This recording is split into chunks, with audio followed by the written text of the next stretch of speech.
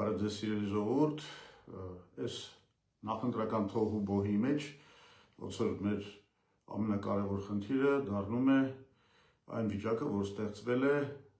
Ռուսաստանի կողմից տնտեսական սահմանափակումների հետևանքով առաջացած այս խնդիրների հարցն է,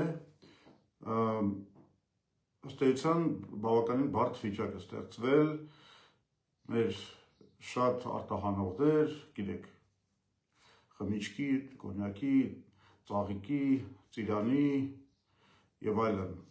տարբեր տեսակի մարգեղենի եւ այլն հայտնվել են բավականին ծանր վիճակում, ըստ էության հայտնվել են մի վիճակում, որ գնում են դեպի արդեն որոշ մարդիկ արդեն սնանկացման են գնում, որոշ մարդիկ կանգնած են սնանկացման վտանգի առաջ, մեր միջին ու փոքր բիզնեսին բավականին լուրջ հարված է հասցվում եւ ես ուզում եմ ուղղակի վերլուծել սրա պատճառները։ Բանն այն է, որ եթե մենք նայենք այն կուրսը, որ վերցրել է Նիկոլ Փաշինյանի կառավարությունը, դա այն է, որ մենք իբր թե ուրեմն պետք է գնանք դեպի Եվրոպական միություն, իսկ դա նշանակում է, որ մեր արտադրանքը պետք է բարձրացնենք եվրոպական ստանդարտների եւ կարողանանք մտնել եվրոպական շուկա։ Այս կուրսը ըստ էության հայտարարված է բավականին վաղուց, բայց եթե մենք հետևենք կոնկրետ արդյունքներին Նիկոլ Փաշինյանի կառավարության գործունեության, մենք կտեսնենք, որ 2018 թվականին Ռուսաստանի բաժնեմասը մեր արտահանման մեջ եղել է 27%, դրանից հետո կտրուկ աճել է, տարին տարի վրա աճել է, 22 թվականին հասել ենք 47%-ի, պատկերացնում եք, չէ, 47%-ը դարձել է մեր արտահանման բաժնեմասը դեպի Ռուսաստան։ Հիմա, եթե նպատակն էր, որ մենք գնանք դեպի Եվրոպա, կարելի ասել, որ տնտեսական հիմքերի առումով հենց Նիկոլ Փաշինյանի կառավարությունն է, որ ձախողել է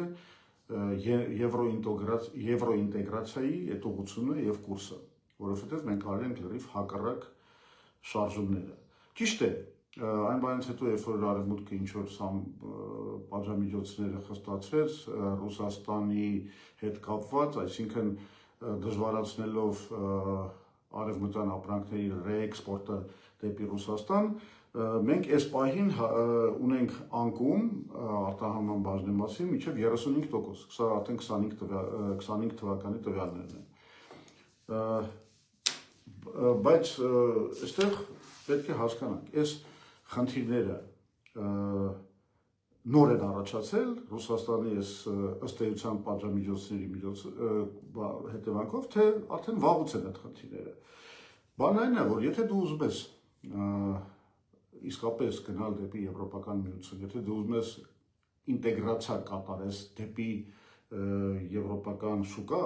դու այդ ուղղությամբ պետք է աշխատես։ Եվ ամբողջ այս խնդիրը գալիս է նրանից, որ Նիկոլ Փաշինյանը կարգը դրել է ձիուց առաջ, ձին տիքաշի կարգին, ոչ թե հակառակը։ Եթե դու քաղաքական պրոցեսները դնում ես, արագացնում ես առանց նախապատրաստելու տնտեսական հիմքերը, դու հայտնվում ես այս վիճակում, որում մենք հիմա հայտնվել ենք։ Հələ դեռ մինչև այս վերջին սահմանափակումները արդեն մենք ունենք առաջի 4 ամսվա շատ ծանր ցուցանիշներ, որոնք ահազանգ են հնչեցնում։ Մասնավորապես 3.3%-ով մեր արտահանումը ընկել է 4 ամսվա ընթացքում, այս հունվարից մինչև ապրիլ, իսկ սղաճը բավականին բարձր մակարդակ է գրանցվել 4.3%։ Սա ինչ է նշանակում։ Այս հələ միջև էս վերջին սահմանափակումները։ Սրանք այս սահմանափակումների հաշվարկը շատ ավելի ցավոտ է լինելու եւ շատ ավելի մեծ խնդիրներ է առաջացնելու։ Հիմա խնդիրը ուրեմն ինչ է։ Խնդիրը հետեւյալն է։ Եթե դու չես նախապատրաստում քո տնտեսական հենարանը, հիմքը, ալտերնատիվները այլ շուկաներում, քաղաքական այսպեսի շրջադարձներ, կուրսեր հայտարարելը եւ այլն, դա բերում է շատ բացասական հետևանքների։ Այսինքն այն գործընթացը, որի մեջ մենք հայտնվել ենք, ու այս վիճակը ծանր, սա նորից Նիկոլ Փաշինյանի քաղաքականության իրականում չհաշվարկված, եթե չասեմ հիմար ուղղակի քաղաքականության հետևանքն է։ Պնդումս հետևյալն է. Նիկոլ Փաշինյանը ինքը իր 8 տարվա կառավարության գործունեությամբ փլուզել է, ձախողել է եվրո ինտեգրացման ուղղությունը, եւ հիմա մենք այդ հետևանքները, տնտեսական հետևանքները, հիմա մենք դրան առերեսվում ենք հենց այդ վարած քաղաքականության պատճառով, որը կլիներ ճիշտ քաղաքականությունը։ Ճիշտ քաղաքականությունը կլիներ հետևյալը. հենվելով այն հաջողությունների վրա, որ մեր շուկաները ունեն, մեր արտադրանքը ունի ռուսական շուկաներում, սկսել կամաց մտնել միջինարևելյան, եվրոպական շուկա, եւ երբ որ ստեղծվեին արդեն համապատասխան բալանսները, մեր առևտրատնտեսական բալանսը լիներ քիչ թե շատ դիվերսիֆիկացված, այդ ժամանակ նոր այդ կարգը, այդ process-ի հետևից, տնտեսական գործընթացի ձիու հետևից տանել քաղաքական կարգը։ Նիկոլ Փաշինյանը դրանց տեղերը փոխել է, ինչպես միշտ մենք հայտնվել ենք շատ վատ վիճակում։ Ինչն է սրա գլխավոր, այսինքն սրա լուծումը հիմա որն է։ Մենք պետք է հասկանանք, որ իսկապես այսպես մենք գնում ենք դեպի տնտեսական կոլապս, որովհետև առանց նախապատրաստելու ալտերնատիվները Ռուսաստանը հիմա օգտագործելու է այդ վիճակը, եւ այսինքն Հայաստանի կառավարությունը դնելու է հենց իր սեփական ձախողված կուրսի, իր սեփական սխալների պատճառով ձևավորված իրավիճակի առաջ, եւ հենց հիմա էլ դա անում է, դրել է մեզ երկընտրանքի առաջ, կամ դուք դուրս եք գալիս եվրոպական միության ուղղությամբ, եվրասիական տնտեսական միությունից, դա ինչ է նշանակում։ Դա նշանակում է ըստ էության կոլապս։ Առանց նախապատրաստված տնտեսական իրողությունների, դա նշանակում է Հայաստանի համար տնտեսական կոլապս։ Հետևաբար, սրա հետևանքը լինելու է այն, որ Նիկոլ Փաշինյանի կուրսը ուղղակի, այսինքն այդ ընթացքը անգամ եթե ինքը ուզում էր նման ընթացք անել, ինքը դա ձախողելու է։ Մենք շատ ավելի վատ վիճակում ենք հայտնվելու։ Ինչի համար է սա անում։ Այսինքն մնում է մենակ մտածել, որ սա չի կարող պատահի բացատրվի միայն ապաշնորհությամբ ու հիմարությամբ, հաշվարկների բացակայությամբ։ Ես կարծում եմ, այստեղ քաղաքական խնդիր է։